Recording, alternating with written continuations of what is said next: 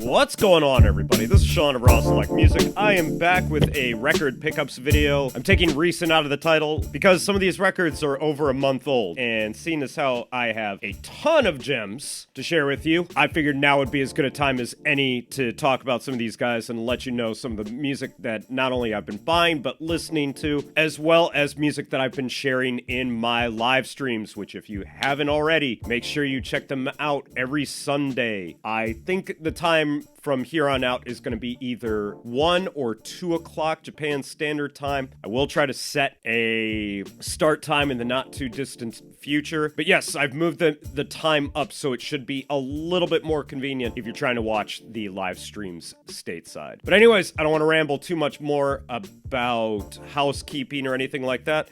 And yeah, let's just get into these guys.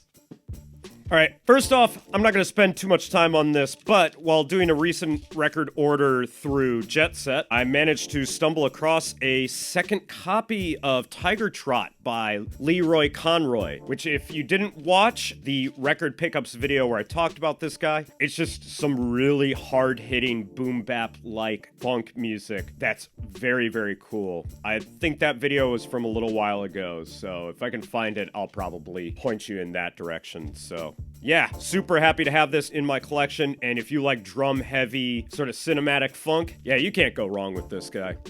Alright, next up, we have the Big Mac edit of Nas's classic, Nas's Like, as well as a personal favorite of mine, The Don, and both of these edits are fantastic. I really do enjoy the Nas's Like edit, which is very similar to the original, but holy shit, the edit for Nas's Like is something else. And as much as I'd rather just share a little audio snippet of this record with you guys, I'm just going to point you to my most recent live stream where you can find what my reaction was to playing this guy out for the first time. All right, I want to get this guy out of the way real quick because a little while ago it seemed like the algorithm was actually working in my favor and was bumping some of my old videos into the recommended spotlight, shall we say. And someone was saying it was kind of criminal that I had a copy of Voodoo and Black Messiah, but I didn't have Brown Sugar. Situation rectified. All right, speaking of classics, we have Busta Rhymes' Woo-Ha. I found this at a local record store, and when I saw that it had not just one, but 2 J Dilla remixes on it, I knew I had to add it to my collection. So the great part is, not only does it come complete with those classic verses from Busta Rhymes and Old Dirty Bastard, also has the instrumentals on it, which I am going to share with you right now. So let's give you the JD Bounce remix instrumental.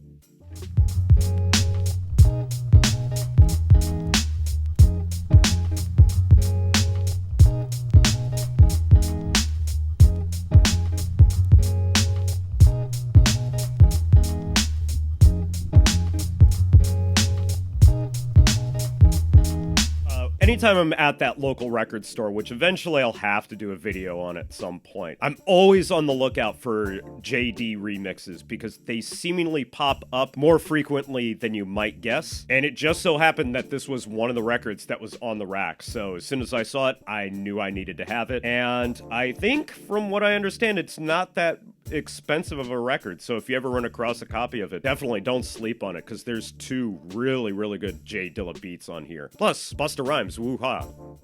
I mean, up we have Mos Def, Umi Says single. And again, this is another record I don't really think I have to say that much on, but I will say what's really cool about this 12-inch single is not only does it have the radio edit for people who care about stuff like that, but it's got the full-length track as well as an instrumental on it, which I think I'm going to share with you right now and leave it at, if you ever run across a copy of this Raucous Records classic, don't sleep on it because the instrumental is just as brilliant as Mos Def's vocals and lyrics on this song.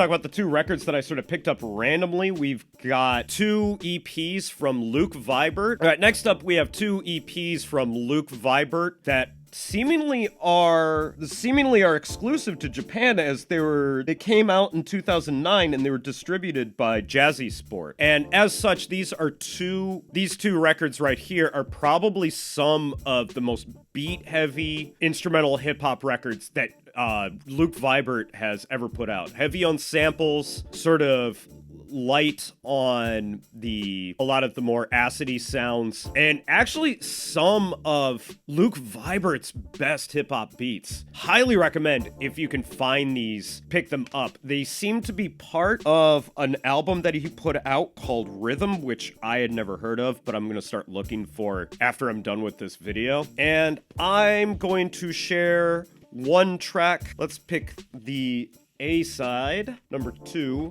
from the EP2. This is Constantina Turner, and I'm just gonna leave it at, if you ever run across these 2 records and you're looking for some more thump, bump, boom bappy, beat, instrumental hip-hop from Luke Vibert, can't go wrong with these guys.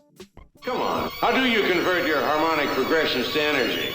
Please, just tell us. I don't want to see you get hurt, but sometimes I can't control it.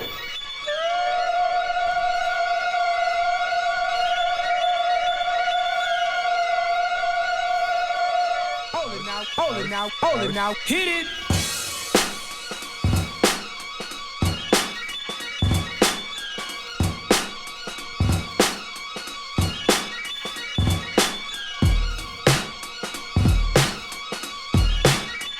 Speaking of Japan and Jazzy Sport, I got 2 old records from Jazzy Sport from Disc Union. I've been meaning to up my Japanese beatmakers / hip-hop producer collection, and I stumbled across these 2 records. I'm a huge fan of Grooveman Spot, and listening to all the different projects that he's put out throughout the years, his own productions, remixes, and stuff that he's done for other people, he has to be like one of the most multifaceted producers in Japan.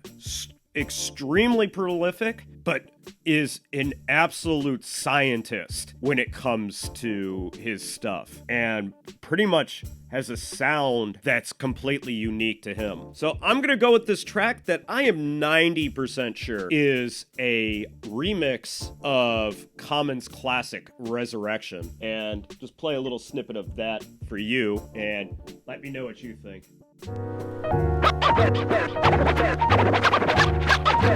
I'ma get this one off of 87th Street, south side of Chicago everywhere. Check it. It's like, come on, y'all, get live, get down. Common sense is in your town. I said, come on, y'all, get live. We've got a legend in the Japanese beatmaker scene, probably one of the first beatmakers whose name really stood out to me, besides Grooveman Spot and Meets of the Beats, and that's Buddha Monk. We got his Blunted Monkey Fist EP, and it's just that good Buddha Monk shit. So you've got the more Dilla style swing heavy drums. He was one of the first beatmakers in Japan to really do that sort of sound, and it's just dusty, smoky, kind of lo-fi, sort of minimalistic, but it all hits really hard, and this is actually some of the hardest hitting stuff that I've heard from him. So I'm gonna go with the title track from this EP as a way of showing you what this record sounds like.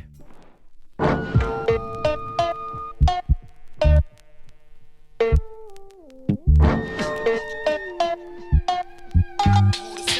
the Japanese champion now.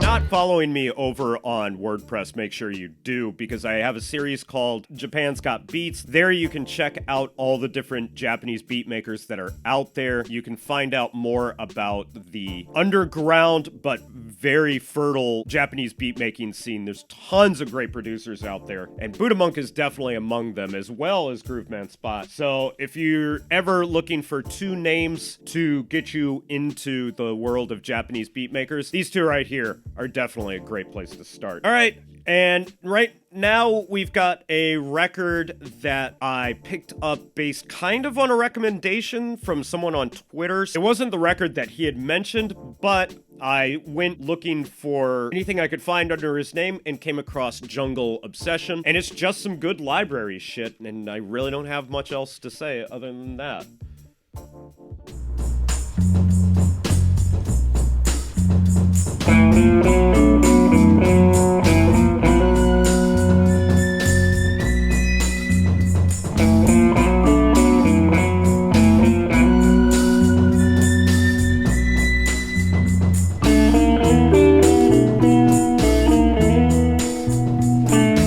Up is the two most recent records that I've picked up. 2 edit records. 1, another record in the Illegal Jazz series with Delphonic and Capote, Volume 3. And Delphonic edits. Don't really know a whole lot about it other than that it came out last year. And yeah, these are the kind of things that I'm looking for these days. I love edits because you get the best bits of disco with the melodies, the arrangements, and the just overall funkiness, but with an added extra bump to it that makes it a lot more DJ friendly. So I'm gonna pick tracks from both of these records, but I will leave it at, if you ever run across anything from Delphonic or Delphonic and Capote, yeah, don't sleep, because they put out some of the best stuff. So this is Saturday Night Dance.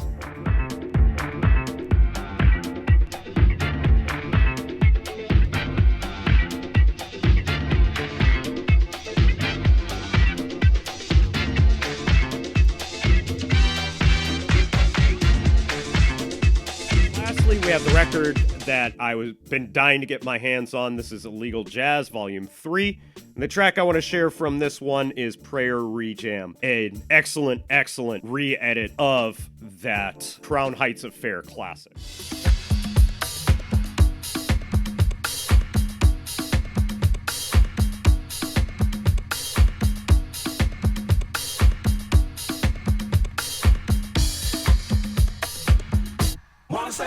That's going to be it for me today, guys. Thanks as always for watching. If you've listened to any of these records for yourself, let me know what you thought about them down in the comments. If you want to hear any of these records for yourself, please head over to my WordPress blog, because that's where I'll post music links to any of the records that I talked about in this video. Make sure you're here 1 or 2 p.m. Japan Standard Time for Live from the Record Room. I will probably decide on a time by the end of the month, but there you can hear me play records like I talk about in these videos, as well as a whole host of records in my collection that I don't get a chance to talk about in these videos. Links to everything, as always, down in the description. So that's going to be it for me today, guys. Thanks as always for watching, and I will catch you in the next video. So until then, peace out!